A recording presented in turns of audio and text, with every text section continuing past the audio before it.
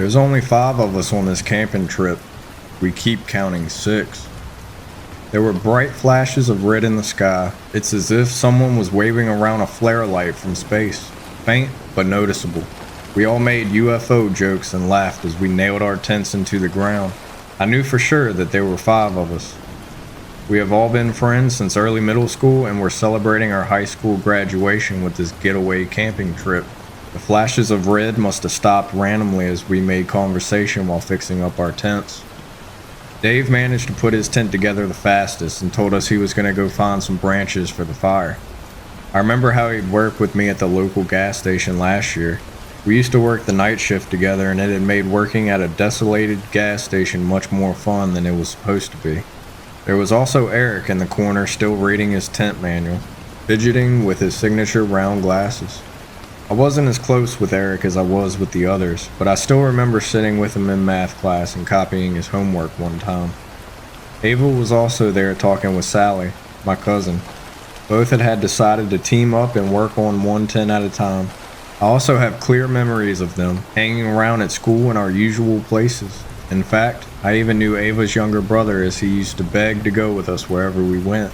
I bring all this up because I'm sure that there were 5 of us, including me, and that I knew everyone in this group. So David went to get some branches as we pulled out some foldable chairs and set them up around the fire pit. I remember feeling uneasy as the sun set and darkness began to consume the forest. The shadows of the trees elongated around us as the minutes ticked by. Eric went to get a flashlight from his bag while we wondered what was taking Dave so long. He appeared soon after, the harsh rustling sounds of the bushes signifying his return. We were all buried in our chairs at this point, covered up by our jackets. The temperature had dropped quickly and a slight breeze was beginning to pick up. "Geez, you guys weren't even bothered to pull a chair out for me," Dave said as he arranged all the branches in the pit. We had set up 5 chairs around the fire. I tried to rationalize the situation, but no matter how hard I focused, my head felt like it was underwater. I had perfect clarity up until that moment, but when I tried to focus on why 5 chairs were occupied when Dave hadn't sat down yet, my head seemed to just stop working, as if something was reaching in and pulling out my thoughts. Instinctually, I felt even more uneasy now, and I had placed why. The whole forest had gone dead silent. I looked around the faces of the others and could tell that they had felt the same. Eric was fidgeting with his fingers, trying to scan around the group to spot the extra person, but it was futile. I scanned every face, each etched in worry and frowning in frustration, except for, "It's alright. I'll get the chair myself," Dave said, breaking the silence and somewhat alleviating the tension.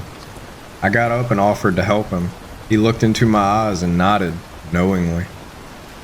We headed away from the fire pit towards the tents, but I kept my eyes glued on our group. "How many people are here?" I whispered to Dave as he looked around and realized that we had indeed only packed 5 chairs. In fact, every person had brought with them their own chair. They were heavy to carry, and we wouldn't bring any extra needlessly. "There's 5, right? I mean, there's 5 chairs," Dave replied. His voice wavered as he spoke. "No, I just think maybe one of us forgot our chair," I said.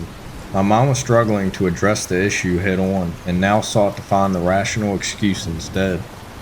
I didn't quite feel in control of my thoughts. It felt like swimming in a dream, and if I tried to force myself to think about who the 6th person was, my head would begin to throb.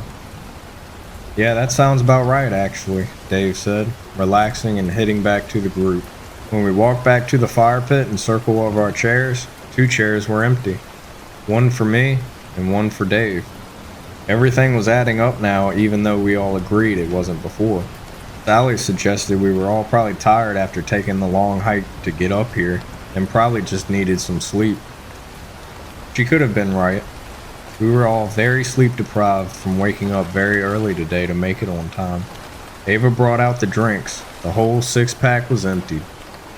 We all moved closer to the crackling fire for warmth as we took sips from our cans and reminisced on memories of last year.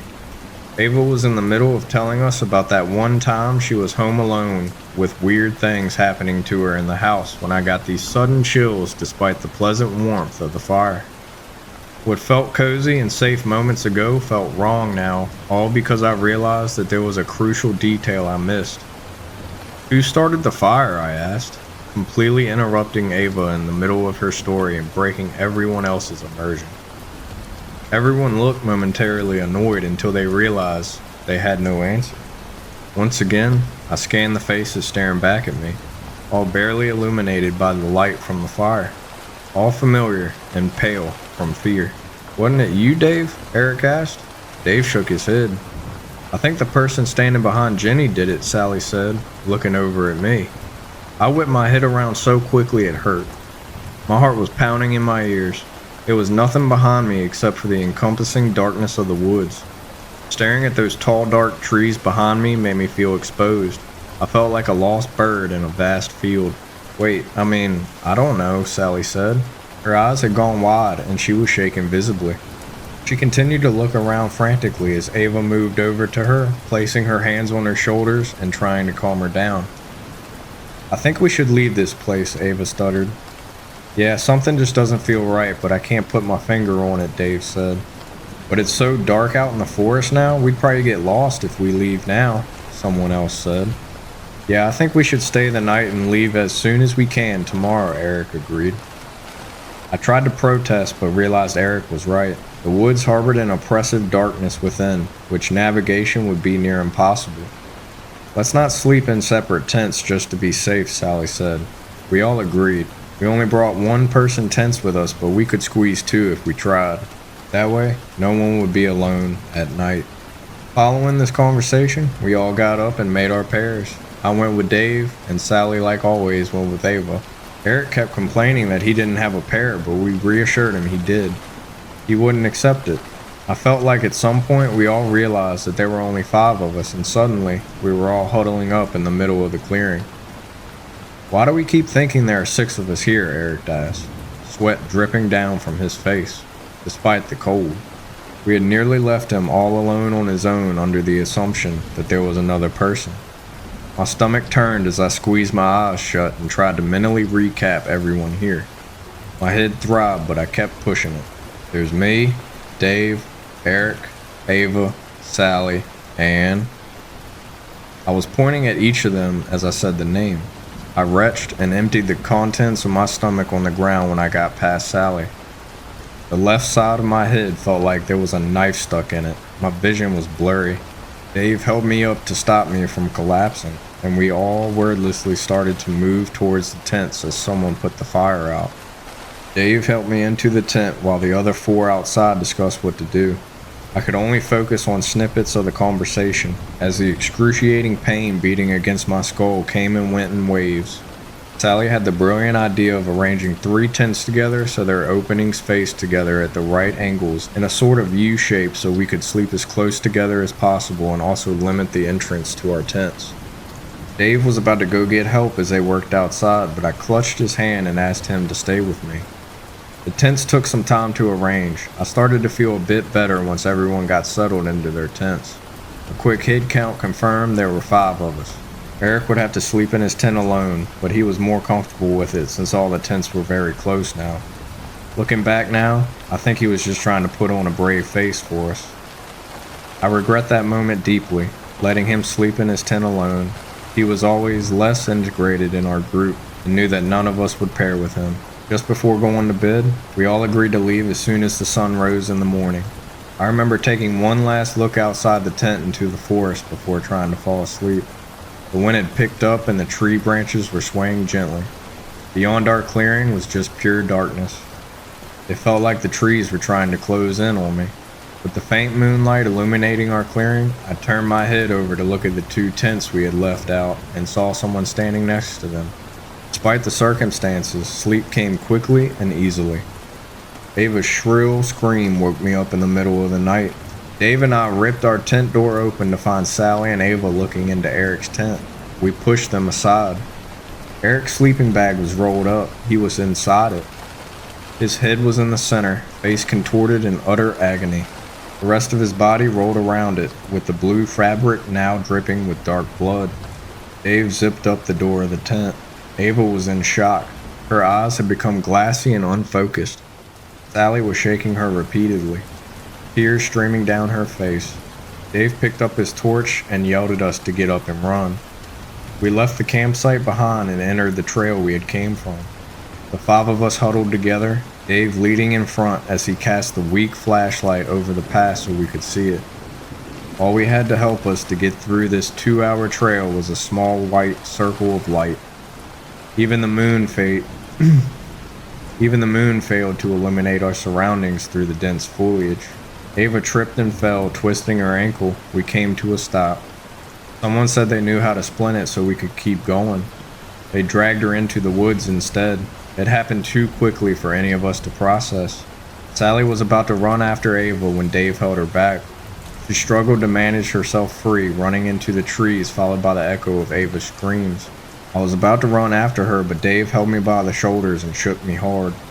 "We need to get out of here, Jenny. Please," he said. I hesitated, but jolted into motion again when Sally's voice was cut off abruptly. She had been calling out Ava's name as she ran after her. Dave and I continued to run down the hill, trying to get to our car so we could get out of here. There was nothing we could do. At some point, there were 3 of us running on the trail. Dave and I shoulder to shoulder with someone following close behind us. "Dave, who's behind us?" I gasped. My heart was threatening to burst through my ribcage and my legs burned. He turned to look at me. Confusion transformed into fear on his face and then into rage. "You keep running," he told me as he produced a pocket knife from his pants.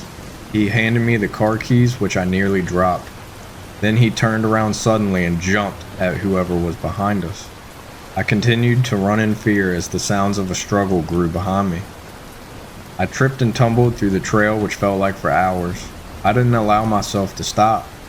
I almost cried when the trail ended and I walked out into the familiar car park. Not wasting a second, I ran into the car and started it up, accelerating out of that forest and onto the highway within mere seconds. I'm typing this post out at a rest stop. My phone has finally regained service and I've called 911 to try and explain the situation. I don't think they'll believe my version of events, but they sent a car my way regardless. As I wait, the sun is finally starting to rise.